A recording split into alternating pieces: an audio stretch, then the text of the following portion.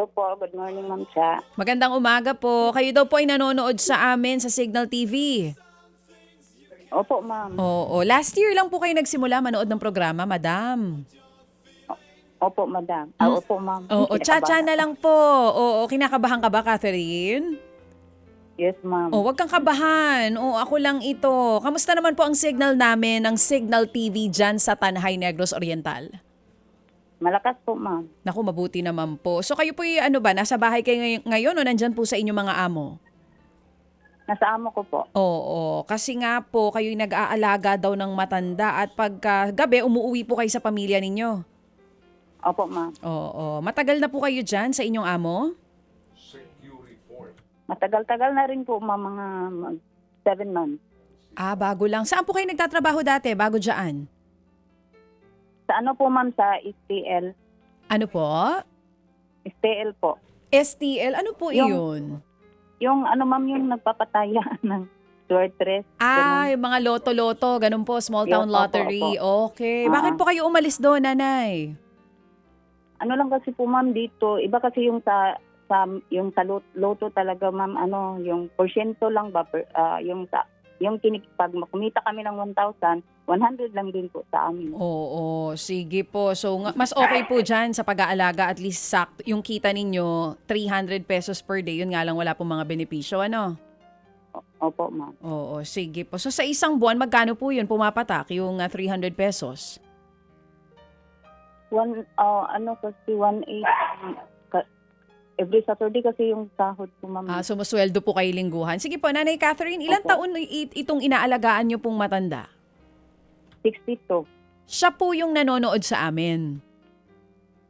Opo Ma'am, tuwing umaga talaga yan, pag gising niya, yan ang pinanood. Nandyan po kayo ngayon sa amo ninyo. Opo. Ano pong pangalan ni nanay o ni tatay? Yung amo ko po, Opo, yung inaalagaan nyo pong Ay, yung- matanda. ay si Jimmy. Jimmy. Rosales, O, ilang taon po ulit? 62. 62. Bakit po kailangang alagaan yung 62 years old? May Na ano sakit kasi po siya ba? Ma'am, kanang na-stroke. Ah, okay. O, okay naman na po siya ngayon. Opo, naka-wheelchair lang. Hindi naman siya bedridden. O, naririnig niya po yung pag-uusap natin ngayon, Nanay Catherine. Opo Ma'am, nanood siya. O, sige, batiin mo yung pong amo na dahilan kung bakit po kayo nakasali dito sa programa. Si Tatay Jimmy. Hello po ng Jimmy, pabati daw. Oo. Tumatawa. Ayun, tumatawa. Hi po, Tatay Jimmy. Siya talaga yung viewer Katabi ko ng lang po programa. Good morning po sa Opo. inyo. Sige, Nanay Catherine, kung sakali po ba itong 2,000 piso, saan niyo po planong dalhin? Pangdagdag ko lang po sa pang-enroll ng college ko Ma'am. 5 nga pong anak nyo, isang 25 anyos, 21, 18, 16 at 11 years old. Sino po dito Yes ang po. magka-college, yung 18? Yes po Ma'am. Oo, yung pong 25 at 21 nakatapos ng pag-aaral? Opo Ma'am, yung panganay ko tapos na rin siya. Tapos yung pangalawa ko kag-graduate lang nung April. Wow, ano pong kurso nung panganay ninyong anak? BSBA po. Business Administration. Yes po. Tapos yung sumunod Tapos po yung doon, pangalawa, computer science. may trabaho na po yung panganay. Meron na po Ma'am dyan sa Manila. Andyan siya sa Manila Ay, ngayon. nakakatuwa naman. Ito pong sumunod, yung 21 years old na kagagraduate lang nitong April, naghahanap na rin ng trabaho.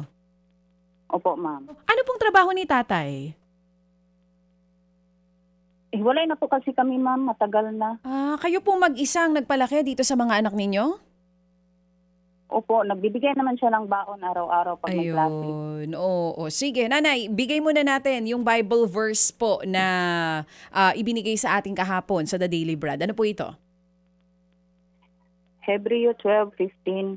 Ingatan niyo na walang sinuman sa inyo ang tatalikod sa biyaya ng Diyos. At huwag ninyong hayaang umiiral ang samaan ng loob sa inyo at marami ang madamay. Yan, Hebreo 12:15. Oo, sige nanay, etong 2,000 piso, sabi nyo nga pandagdag ng enrollment ng inyo pong pangatlong anak. Sa private school po ito nag-aaral. Parang ano lang siya, oo Ma'am, pero ano lang siya, medyo, private ng Diaz nung no? Private, ma'am. Dali, para, Wala kasi- para hindi kayo sigurado kung private o public. Kasi ano siya, ma'am, I started ka ng Diaz College siya, o private yan siya dito, sir. Kasi pag sa Dumaguete siya mag-aral, mag-boarding house pa kasi doon eh. Meron namang State University doon, sir. Oo. Anong eskwelahan So, niya? kailangan pa po. Anong eskwelahan diyan ang pinapasukan nitong gusto mong tulungan nga pang-tuition? Anong pangalan ng eskwelahan? Diaz College po, Okay. Anong kurso ito? education. Okay. Anong year na? Mag first year college siya ngayon pasukan, sir. First year pa lang. Opo. Okay. Wala diyang state college sa inyong lugar?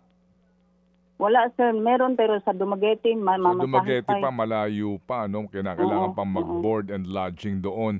Sa Opo, sir. Tanhay, Negros Oriental, unsay syudad nga dool ka ninyo? Kuan. Pero karamihan sa amin, sir, pag pumupunta, Dumaguete. Talagang Sudan lang siya, Dumaguete pero maliit lang siya. ang Oo. pinakamalapit. Anyway, sige, ganito. Magkano yung tuition fee na dapat mo munang bayaran ngayong semester? Ano yung, kasi hindi mo naman siguro babayaran ng cash. Magkano yung una mong kailangan? Ay, hindi po. Magkano? 5,000, sir, Ted, yung pang-enroll niya. Eksakto 5,000?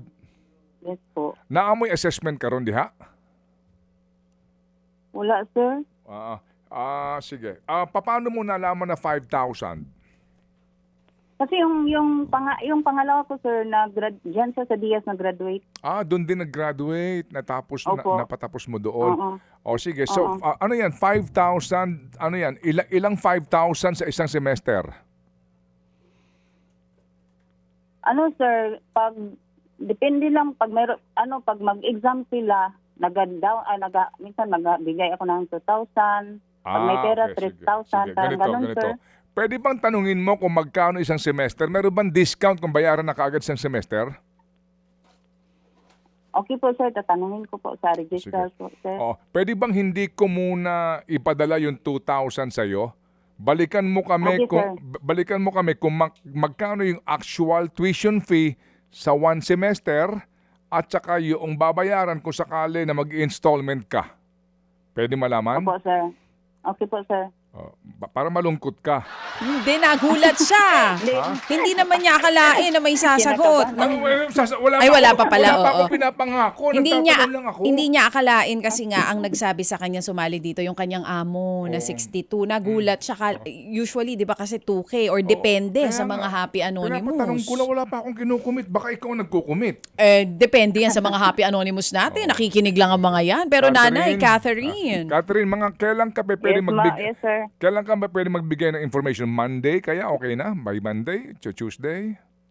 Okay po, sir. Monday. Mamaya, mag-inquire ako, sir, kasi Mamaya nag-umpisa na po ang enrollment eh. Sige, Hindi naman ganito. ako mag-inquire mamaya. Kung mabalikan mo kami mamaya, tapos hindi ako nangangako ha, no promise ha. Okay po, sir. Okay. Pero wag kang mag-alala. Yung 2,000 mo, wala nang problema 'yon. Sure na sure ball 'yun. Okay? Okay. Ngayon, Thank you, sir. ang akin lang, bigyan mo kami ng amount doon sa one semester. Kung magkano, Okay kung po, sir. ika-cash mo siya, isang bayad lang, o kaya magkano yung installment, ha? Every... Opo, sir, Ted. Okay, kung yan 20,000, apat na bigay ba yan? 5,000, di ba? Okay? Opo, sir. O sige. So kung sakasakali, malay mo, Catherine, di ba? Ang Panginoon... Maraming salamat po. malay mo, ang Panginoon ay nagmamasid lamang sa mga tulad mo na nagsasakripisyo para sa iyong mga anak. Sigurado ako. Ano ba natapos mo, Catherine, sa pag-aaral mo? Second year college lang po ako, sir. Second year college ka pero nakaabot ka ng second year, di ba? Opo, sir. At sigurado ako, Catherine, ayaw mo na maging kasambahay din ng mga anak mo.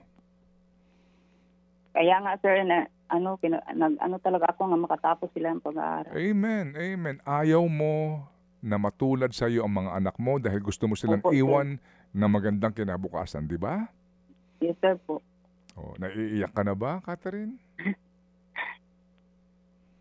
Masaya lang po, sir. Oh, nakita mo? Yan ang masaya. Para malungkot. Hindi niya ma-spelling ang emotions niya. Anyway, sige. Thank you, Catherine. Salamat, Catherine. Thank ha? you, ma'am. Mag-feedback ka, you, ka Sir sa Ted. amin. Monday na Monday, tawagan ka namin. Okay? Thank you, Sir Okay. Ted. Thank you. Thank you. ma'am. Mga kapatid, patuloy po kayong tumutok sa 105.9 True FM para sa totoong balita, impormasyon, music, and entertainment. Mag-subscribe sa aming YouTube channel at podcast at sundan nyo kami sa Facebook, Instagram, X at TikTok sa True Network PH. Bisitahin din po ang aming official website, truefm.ph. At panoorin din kami sa True TV Signal, Channel 19. Kami po ang 105.9 True FM.